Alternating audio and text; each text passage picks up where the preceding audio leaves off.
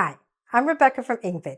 This lesson is for you if you want to learn how to communicate more powerfully in just a short time.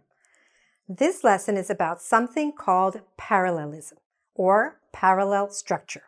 Now, in case you've never heard of it, or if you've heard of it but you're not sure what it is, I just want to tell you that it's something really important, especially in academic circles or in the business world, all right? And also socially. So whether you're speaking or whether you're writing, this principle of parallelism will help you to communicate more effectively. So first of all, what is parallelism? So it's a speaking or writing technique in which you communicate more powerfully by balancing different parts of your sentence. And I'm going to show you lots of examples so you understand exactly. So when we create a sentence that has parallel structure, it means that when we have a list of items in our sentence, all of the forms of speech should be the same. For example, you have verbs, verbs, verbs, nouns and nouns, adjectives and adjectives, adverbs and adverbs. Now that seems obvious, but in real life, when people speak and write, they don't always do that. So I'm going to show you what are the benefits of using parallelism and also exactly how to use them in a sentence. So some of the benefits that you will get when you start creating sentences with parallel structure are that your sentences will have more weight, they'll be more balanced, they'll have more rhythm to them, they'll have more style, more clarity, they'll be more clear, and also you'll be able to emphasize things more. And as a result of all that, your speaking or your writing will be much more dramatic and much more powerful. And you may not realize why, but it's really important that this parallel structure exists. Now, in addition, it's not just something to make it better. It's not just something to improve your communication. In academic circles, if you don't follow these parallel structure rules, it's actually considered a mistake in writing. It's considered very weak writing, bad writing, poor writing, and you will get lower grades as a result of that, okay? So it's really important, especially if you're in the academic world or writing anything serious or in the business world, to write this way. Let's look at some simple examples first, okay? So this sentence, the first one, Janet sings and dances. So here, what do we see? We see verbs and verbs. Janet sings and dances. If somebody didn't write this sentence properly, they might write Janet sings and is dancing. Now here, it didn't match because this was present simple, so this should be a verb in the present simple. They should both be verbs, they should both be in the same tense, and so on. Okay? Let's look at more examples. We enjoy reading and cooking. Here we have two gerunds, reading, cooking. Next, I like to watch movies and to travel abroad. Okay? Now you see how that seems really balanced? Okay? So we have to watch movies. So we have an infinitive and a noun, and to travel abroad. To travel, infinitive, and well, it's not a noun, but it's like a noun. It functions like a noun. Next, the reasons for my view are political, cultural, and social. So here we have three adjectives. Now, up till now we had two. Now we have three. And if you've watched my earlier lesson on the power of three or the magic of three, you will know that this is really special. This is like parallelism on steroids. This is like the best kind of writing you can do. And a lot of very famous leaders and writers write this way, using parallelism in threes to make things much more effective. So if you haven't watched that other lesson, I'll tell you where you can get it. It's called The Magic of Three on our website.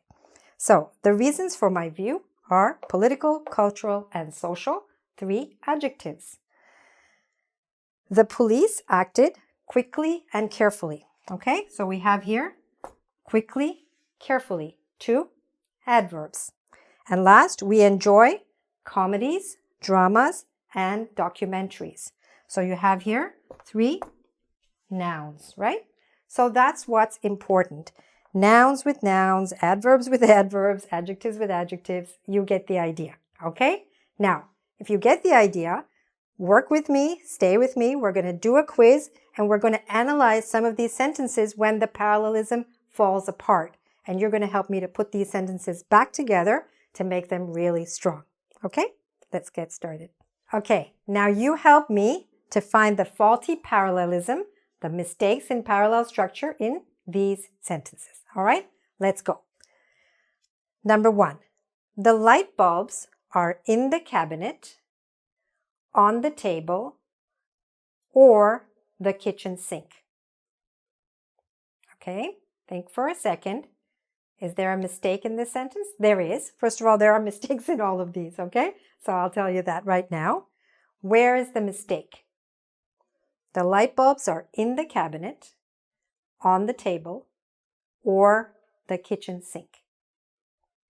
Okay, so I was trying to say it in a way that you feel and hear the rhythm. So the rhythm is here. The light bulbs are in the cabinet, on the table, or what's missing here? A preposition. In is a preposition, on is a preposition, but here we are missing a preposition, and that created a mistake in this sentence. So we could say, or under the kitchen sink. In the cabinet, on the table, under the kitchen sink. Now this sentence is parallel. Congratulations. All right, number 2. She wants to speak to the manager, return the cell phone, and to get a refund. Did you catch the error? She wants to speak to the manager, return the cell phone, and to get a refund. Now, there are actually 2 ways that you could fix this sentence. So one is here. She wants to do what? Speak to the manager, return the cell phone, and one way to correct it is to get rid of this extra 2, and then we have just 3 verbs. Speak to the manager, return the cell phone, get a refund. The other way to correct the sentence, which is all right, but it's not maybe as effective, is to say she wants to speak to the manager. Now we say to speak. She wants to speak to the manager, to return the cell phone, and to get a refund. So then we say to speak, to return, to get. All right? Do you see how it's more balanced that way? All right? 2 ways in which you could correct it. Next, number 3. To fly will be better than driving. Maybe you've written sentences like this. I do sometimes. Sometimes I write it like that first, but then I correct it because I'm aware of it, okay? And as you become more aware of it, you will correct your sentences. To fly will be better than driving. How can we correct this? Well, the best way to probably correct it is here we have driving. So here we should have what? Another gerund, flying. Flying will be better than driving. Okay, good. Next, number 4. She wanted love, happiness, and to be secure. So what do we have there? She wanted love, a noun, happiness, a noun, and then what happened? The structure of the sentence fell apart. So instead of having a third noun, the writer went on to say, and to be secure. How can we express this idea, to be secure, in one word, in one noun? Do you know it? It would be security. Okay? She wanted love, happiness, and security. Now the sentence is balanced and parallel and perfect. All right, the next one. Now it's a little bit more challenging, but stay with me. I think you can do it. I know you can do it. The job demands professional qualifications, the ability to manage others, and experience working around the globe. Okay, doesn't matter. Sometimes we have a lot of things to say. It's okay if the sentence is long, but even if it's long, it should still be parallel. So how could we make this more parallel? So let's start here. The job demands 3 things, right? So the first thing was professional qualifications. So what do we have here? An adjective and a noun. Then the sentence kind of fell apart and it said the ability to manage others. So can we change this part in some way so that it's also an adjective and a noun? How can we say the ability to manage others as an adjective and a noun? We could say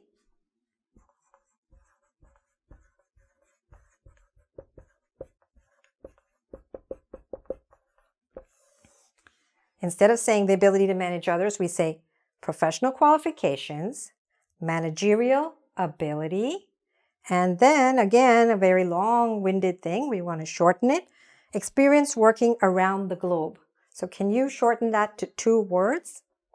An adjective and a noun also? Can you do that with me? So how could we do that? We could say